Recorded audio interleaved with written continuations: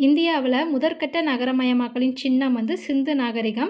இந்த நாகரிகம் அடையாளம் காணப்பட்ட முதல் இடம் வந்து கரப்பா அப்படிங்கிறதுனால, இது கரப்பா நாகரிகம் என அழைக்கப்பட்டது. இந்த பகுதியில புதிய கற்கால கிராமங்களோட தொடக்கம் நடைபெற்றது ஏறத்தாழ கிமு 7000. இந்த கிமு 7000 அப்படிங்கிறது புதிய கற்கால பகுதியான மெஹர்கரின் காலத்தை போன்றது அப்படின்னு சொல்றாங்க. கரப்பா நாகரிகம் வந்து 3 காலகட்டங்களாக பிரிக்கப்படுது. தொடக்க கால கரப்பா கிமு 3000 டூ 2600, முதிர்ச்சியடைந்த கரப்பா கிமு 2600 டூ 1900, பிற்கால கரப்பா வந்து 1900 டூ 1700.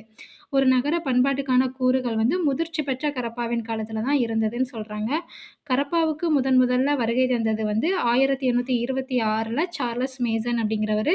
அடுத்ததா 1831ல அம்ப்ரி அப்படிங்கிற கரப்பா பண்பாட்டோட தொடர்புடைய இடத்துக்கு அலெக்சாண்டர் பர்ன்ஸ் வந்து வருகை தந்திருப்பாரு. அடுத்து லாகூர்ல இருந்து முல்தானுக்கு ரயில் பாதை அமைப்பதற்காக இந்த கரப்பா வந்து அழிக்கப்பட்டிருக்கும்.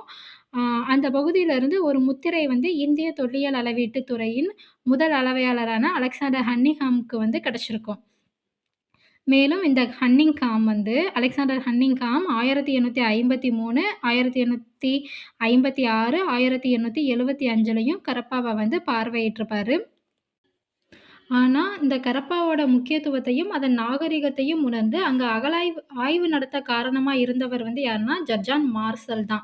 இவர் தான் இந்திய தொல்லியல் துறையோட முதல் இயக்குனராக பொறுப்பேற்றவரு. அந்த நிகழ்வு வந்து இந்திய வரலாற்றுல ஒரு திருப்புமுனை அப்படின்னு சொல்றாங்க.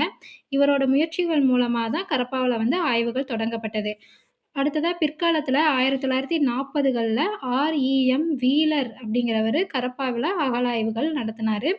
ஆ இ இதோட கன்டினியூஷனா கரப்பா நாகரிகத்துடன் தொடர்புடைய காளிபங்கன், லோத்தல், ராகிகர்கி, டோலாவிரா ஆகியவை இத்தகைய முயற்சிகளால் அகழாய்வுக்கு வந்து உட்பட்டன அப்படின்னு சொல்றாங்க. நன்றி.